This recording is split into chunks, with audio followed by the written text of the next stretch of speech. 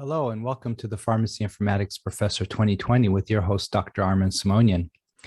I ran across a recent article that talks about applying clinical decision support rules to the use of IM penicillins for the treatment of syphilis. Now, this is a very specific use of CDS and an expert rule in a very specific indication and with a limited number of medications. But it was very interesting to see what was done in this case.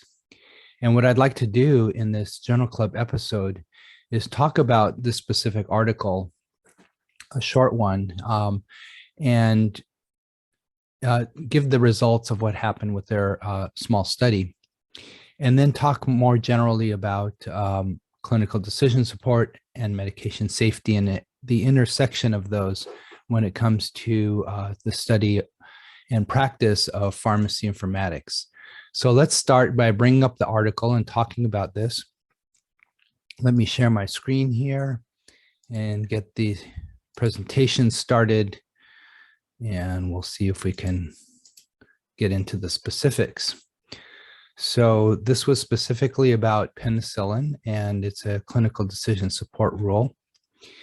And this article, which is very recent, published November 1st of this year, 2021, implementation of a clinical decision support tool at time of intramuscular penicillin G prescribing reduces medication errors. Okay, so we've talked in the past about, why we do pharmacy informatics and what the importance is and the definition of pharmacy informatics. And we always talk about improving the efficiency, effectiveness of pharmacy practice and our medication therapies, and also the safety. So medication safety and pharmacy informatics really go hand in hand. It's part of the definition of pharmacy informatics. The fact that we're doing all of this to improve medication safety. So in this case, this particular institution was having an issue with the prescribing of intramuscular penicillin G. And the initial choices when you search on their system for penicillin G are the penicillin G benzathine and then the pen G procaine benzathine. And the fact is, with the diagnosis or indication of syphilis, you want to go with the benzathine, not the combination procaine benzathine. So what they did is they wrote a rule, and anytime the prescriber searched on their system for IM penicillin G, it would trigger a panel. So basically a form that needed to be filled out before the prescriber could go on and prescribe the medication for that indication. So they required, and there's a radio button, so the prescriber just had to pick whether they were trying to treat a group A strep infection, a pneumococcal infection, except for meningitis, syphilis, except for neurosyphilis, and then some other organism. And what happens with the rule, if syphilis is selected, then the only product that is displayed is penicillin G benzathine. So they put this rule into place after studying how many potential and actual adverse drug events had occurred with this specific prescribing of IM pen G. And they did an after study after putting in this pop-up panel, and they found that prior to the panel, prior to requiring the indication and then limiting the choices, they had about a 37% occurrence of either potential or actual adverse drug events in the prescribing of IM penicillin for syphilis. And afterwards, after they implemented the panel, that number went down to 0. Very interesting. Looks like it was very effective in this case. Very effective. And I want to just point out, with clinical decision support and anything that we put on our systems, it's always important to know your prescribers, to know your institution, to know the type of patients that you're treating, your patient populations. All of this comes into play when you're trying to apply clinical decision support within your electronic health records. Because every place is different, every institution treats a different type of population, the disease states are different, and the level of expertise of the prescribers might be higher in a particular area, such as infectious disease, and lower in others. So it all depends on your institution. But in this case, for this institution, for this indication, for this medication, putting in this pop-up panel was really effective. So let's just go back and talk about clinical decision support, because I didn't want to just focus in on this particular small study. But when we've talked about clinical decision support, CDS, we mentioned that it can be active or passive. So the active is something like a pop-up window, an expert rule that triggers some kind of warning on the screen, and it's something that has to be responded to before continuing with the prescribing of a medication. With passive, we have things such as order sets or limiting the choices that come up when a prescriber is trying to pick a medication. So these are both helpful. We've talked about tall man lettering also being a passive type of CDS. So in this case, in this study, in this article that we just looked at, it looks like it was a combination of an active CDS rule and then kind of a passive CDS tool that limited the choices. But I'm going to call this active overall, because it really is a triggering of a panel, and then based on the answer to the question within that panel on indication, then the choices were limited. Now, when we talk about medication safety, there are different strategies that we can use to make sure that prescribers are following, the guidelines, the best practice.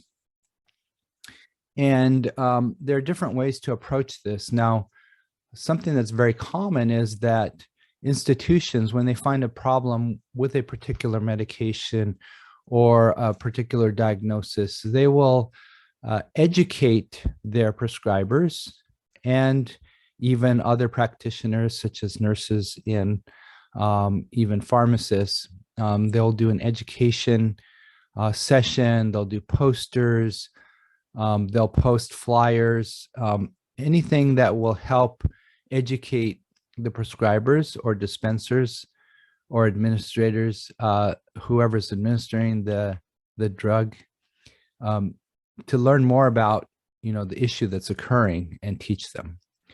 Now, this is helpful, but they found that it's not always that effective just to use education flyers and things like that to help. The thing that's most effective with med safety, when you want to make sure that the prescribing is done correctly, is forcing function. So you really want to force the prescriber down a particular path when prescribing medications to make sure that they do it correctly. So a very common forcing function within our EHRs is something that I've implemented in the past on our EHR at our institution, and that is that the system would check anytime a prescriber tried to prescribe a medication, it would check to make sure that allergies were recorded. If the patient's allergies were not recorded, then the prescriber could not proceed with entering any medication order. So that was a forcing function, forced the prescriber at that point when they were trying to order a medication to enter the patient's allergies and then move on to entering the medication orders. Now, in this case, with this use of Penicillin G, what they did is they forced the prescriber to choose an indication. And then based on that, they proceeded with displaying the choices. So this is a forcing function. Anything that stops the prescriber from moving on, anything that forces them to follow a certain pathway with prescribed medications, these are the more effective or the most effective ways to help prevent medication errors. Now, the flip side of this is alert fatigue. So if a prescriber is trying to enter a medication order on the EHR using CPOE, and they end up having to answer a whole bunch of questions and pop-up warnings on any particular medication or a group of medications, they'll get very frustrated and a lot of times attempt to bypass the warning, the CDS, and find an alternate way to prescribe what they want to prescribe. So we have to be very cautious with the use of forcing functions particularly, but CDS in general, to make sure that we're not overwarning and that when we do warn, it is very specific, it's relevant to the patient and the diagnosis and the situation. Now with medication safety, one thing that I wanted to point out, which came up in the article, is we have adverse drug events and potential adverse drug events. So a adverse drug event is a medication error basically that has occurred that resulted in harm to the patient. Now, if there's no harm to the patient, there was an error that was committed, but it was intercepted before it reached the patient, and there was no harm to the patient, then we call that a potential adverse drug event. So we always want to track both potential PADEs and ADEs to make sure that our prescribing is as safe as possible. And of course, a med safety pharmacist is going to focus in mostly on the ADEs that cause the highest level of harm, because we never want those events to happen. But it's also important to look at all the potential adverse drug events when trying to improve medication safety, because then we can proactively try to eliminate these errors from occurring at all. Even if it's not reaching the patient, we want to make our systems as safe as possible. So all of these thoughts came up to me when I was reading through this short study, and very interesting that we can very effectively apply CDS within our EHR for very specific situations. But we just have to be cautious, make sure that we're doing it in a judicious manner, and make sure that we're not over alerting, causing alert fatigue, and then studying afterwards when we implement CDS rules to make sure that we're accomplishing the goal of what was expected with that rule. And if we have accomplished that goal and over time it looks like the issue is not occurring, then we can actually turn those rules off and again decrease the amount of interruption on our system. So a good article to read, a quick article to read, and when you read it, think more broadly about CDS in general and medication safety in general, and how these intersect when we talk about pharmacy informatics. So if this was helpful for you, please like the video and subscribe to my channel, and I will thank you for that. And in the meantime, stay safe, stay healthy, look after the health of others. I'll continue to work on more episodes, and I hope to see you next time. Take care.